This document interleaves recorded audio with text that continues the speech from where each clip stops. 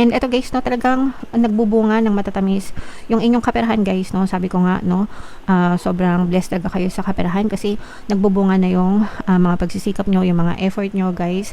This is harvest season, tag-ani season, and yan din ay dahil sa resulta ng iyong pagiging masipag at saka may mga taong tumutulong sa inyo, mga kapiksi. Okay, so you should be grateful for those people as well kasi kung hindi dahil sa kanila, parang hindi nyo rin kakayanin mag-isa, mga kapiksi. Okay, so imain nyo na itong mga blessings sa kaperahan, blessings sa pag-ibig guys.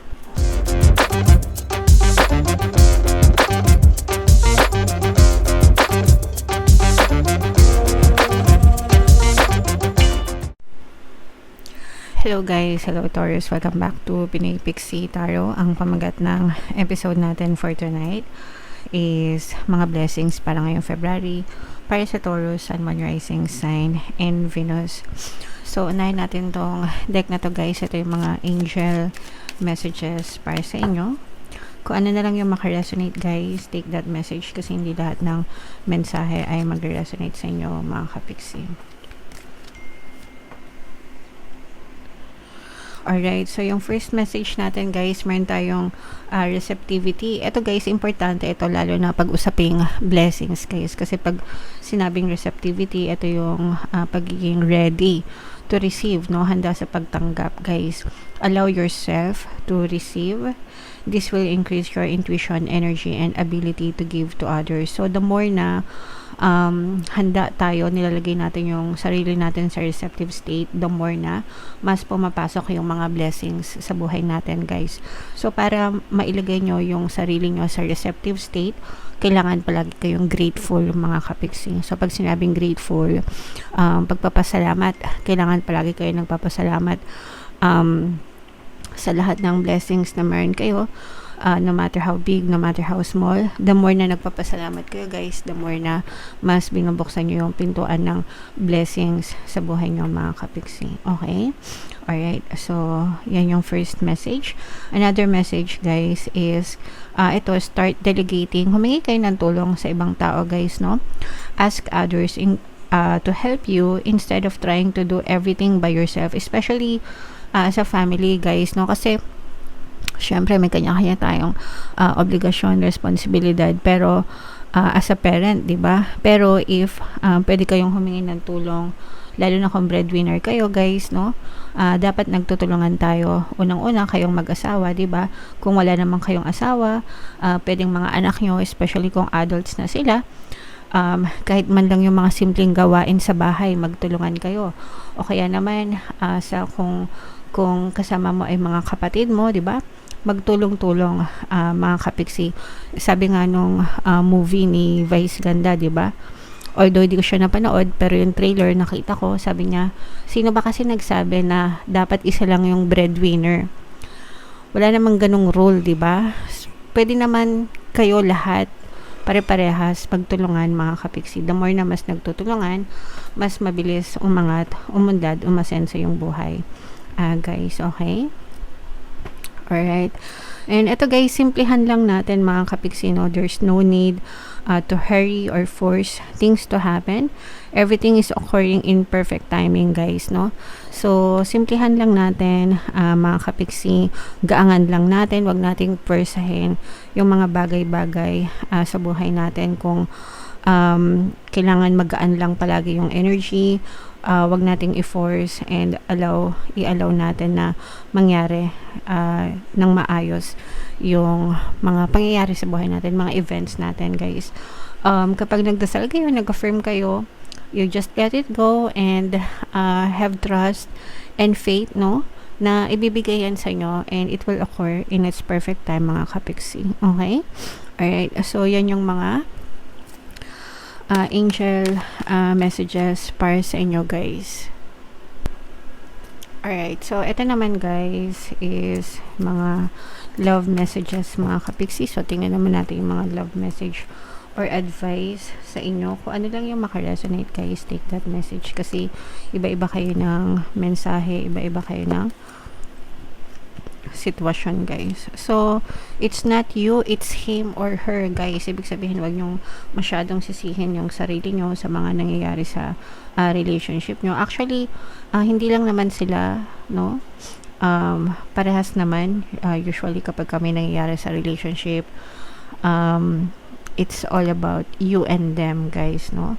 Pero wag na kayo magsisihan, mga kapiksi, no? So importante wag na lang magsisihan, and wag yung masyadong i-blame yung sarili nyo, guys, kasi especially kapag kunwari pinagpalit kayo, may third party, nakakita ng mas maganda, mas sexy, mas bata, i-blame nyo yung sarili nyo na kasi ganyan lang kayo, ganto ganyan. So hindi ganun, guys, no? Hindi nyo kasalanan na kung ipagpalit kayo, kasalanan nila yon dahil natukso sila, 'di ba? So yun na lang yung isipin nyo, mga kapiksi, okay?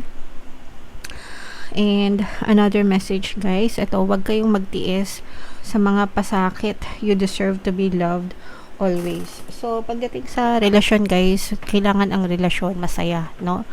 Kaya nga tayo in a relationship kasi gusto natin maging masaya, gusto nating tumawa, gusto natin maramdaman yung love, pag-ibig, no? So kung nagtitiis kayo sa isang relationship, baka hindi na yan love, guys, no?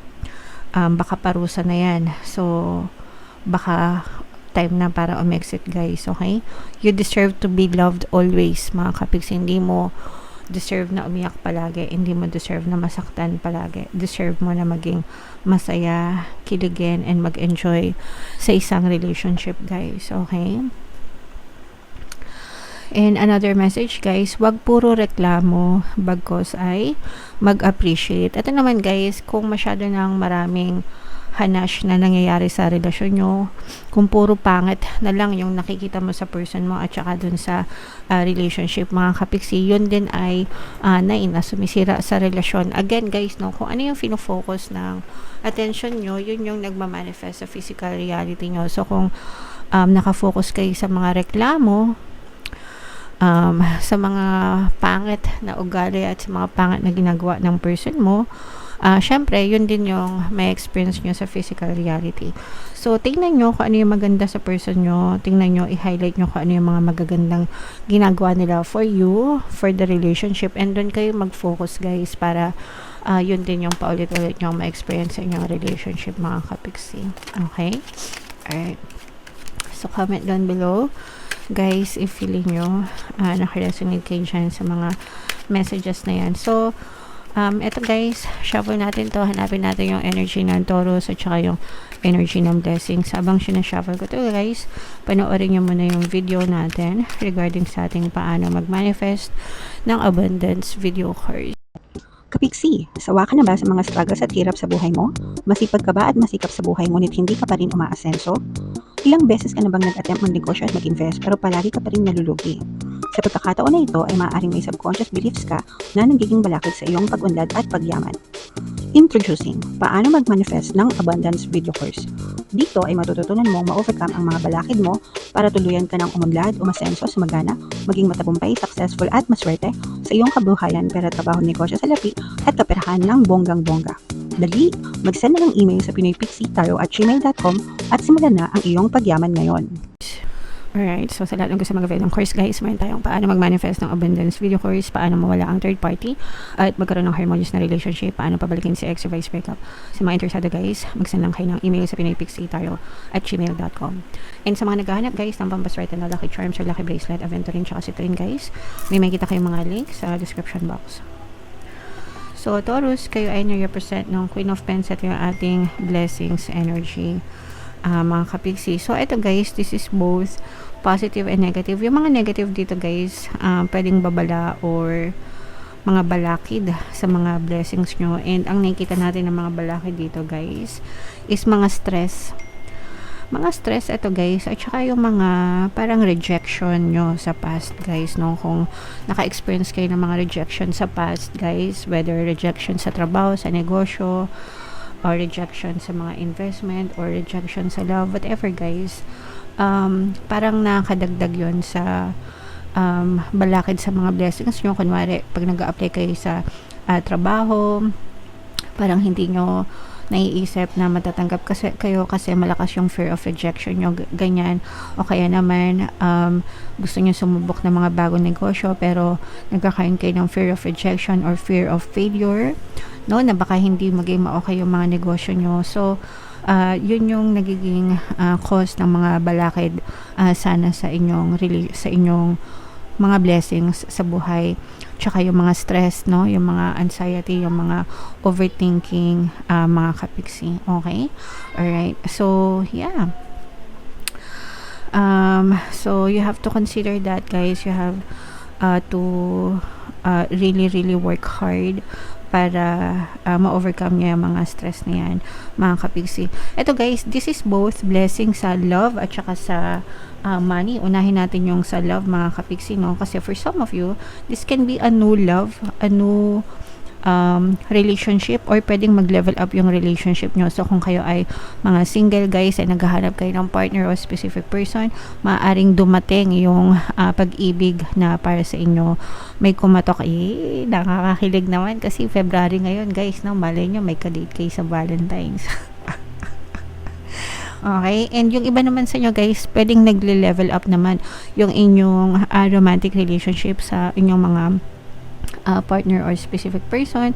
So, kunwari, mag-BFGF kayo, pwedeng mag-fiancé kayo or maging mag-asawa kayo, ganyan, okay? So, mga ganon, mga kapiksi. Alright?